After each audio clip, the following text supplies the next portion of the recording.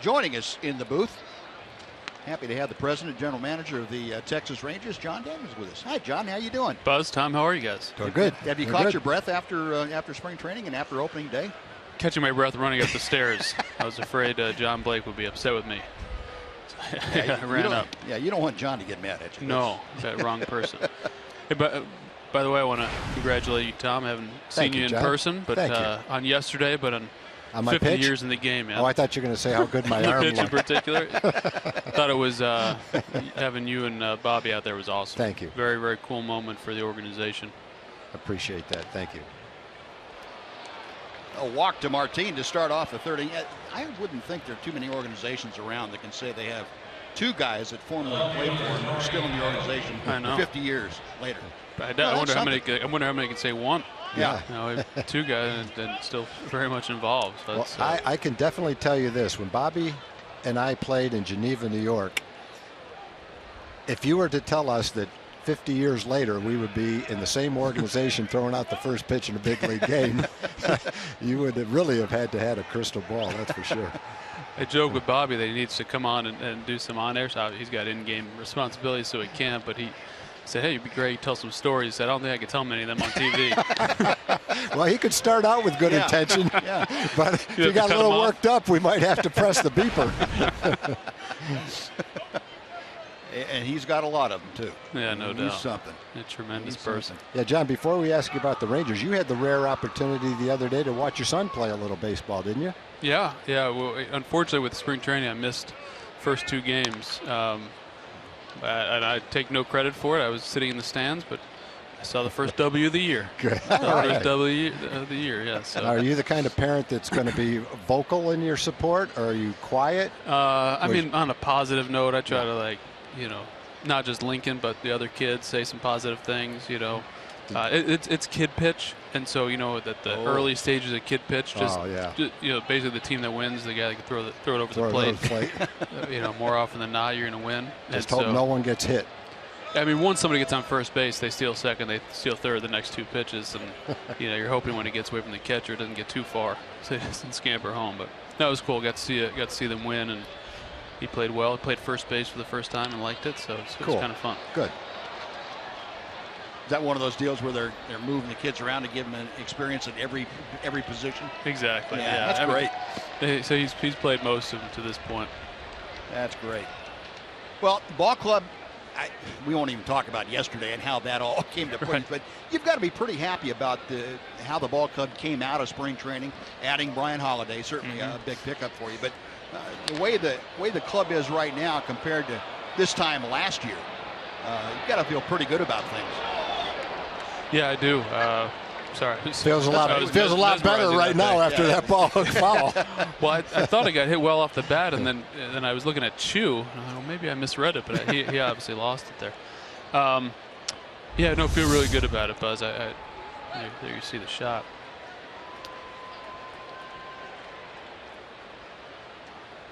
But feel really good about the club. Biggest thing, we got out of spring, knock on wood, healthy. Right. A little bit of a change from the previous couple of years, and obviously things can happen. An injury is going to pop up here or there, but feel good about our depth, especially on the position player side, the bullpen as well. Thought the coaching staff did a tremendous job getting the guys ready. It was a ton of work went into it, but you didn't really notice it because it was such an upbeat, fun, kind of lively camp. And then to add Holiday at the end, we feel like a solid, a little bit under the radar type pickup, but hear wonderful things about him as a teammate. Very good defensive catcher, and should fit in well. Well, you talk about how things shape up, pitching and defense. Tom and I talked about this on our open tonight. You saw it yesterday. Cole Hamels, 7 strong innings. Bullpen, and only 2 of the 6 guys that are down there at the tail end of the bullpen had to throw, but boy, they did a great job with Diekman and Thomas and shutting the game down.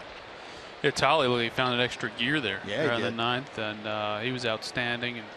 And hard to, after Diekman, hard to look good after the way he threw it. But Tolly really, I thought, threw as well as we've seen him, maybe at all. He was outstanding.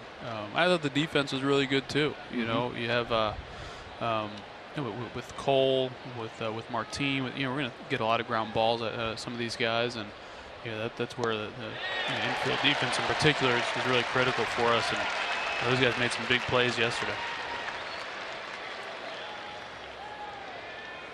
Yeah, we talked about in our pregame show, we talked about the back end of the bullpen, and Tony Barnett, of course, we haven't seen yet, but he's still waiting to make his major league debut. He has a lot of experience over in Japan. The other guys, for the most part, have had success at one time or another as a closer. Keone Kela, maybe the exception at the big league level, but you're talking about some power arms and some guys that really know how to shut games down. That's our hope. I think every bullpen has one or two guys to go to late. The really good teams have 3 or 4. We're hoping to be able to provide Manny with some real depth and options there. The way that I think we're going to use our bullpen, hopefully we're winning a lot of games and in a lot of games, and you're going to want to use the winning pieces a lot, and this should a number of guys kind of spread the workload around. But Tony Barnett, you mentioned, Steve, a guy that we scouted quite a bit. One of our Japanese scouts, Haji, was kind of the first one to really identify that he thought he had taken a step. Joe Furukawa over there as well, and then Josh Boyd and Scott Littlefield went over and really liked him, and he's come over as advertised.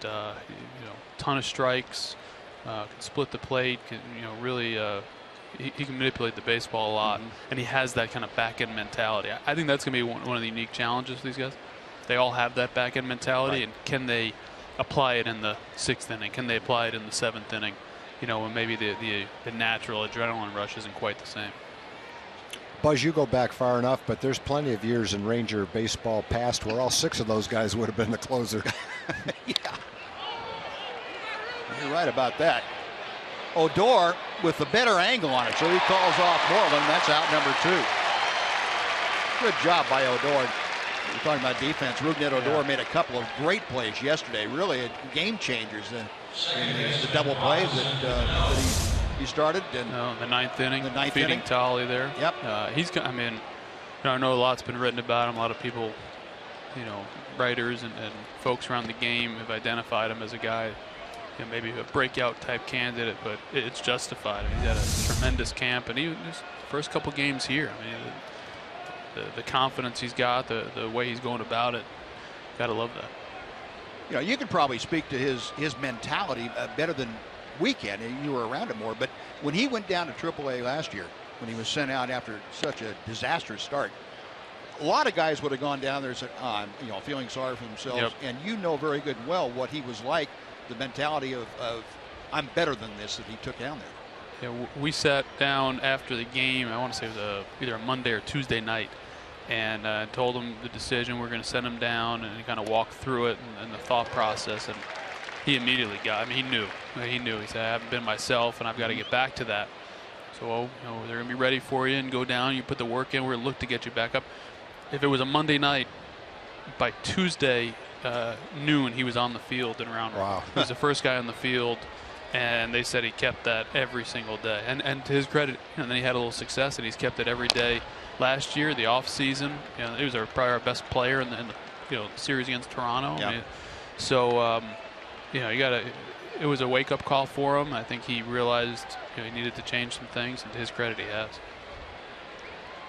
Yeah, guys get wake up calls sometime and forget to answer the phone. That's not the case with Rugi. And he's from a baseball family. He's grown up around the game, and he's one of these guys that when the coaches get on him, he's able to apply it.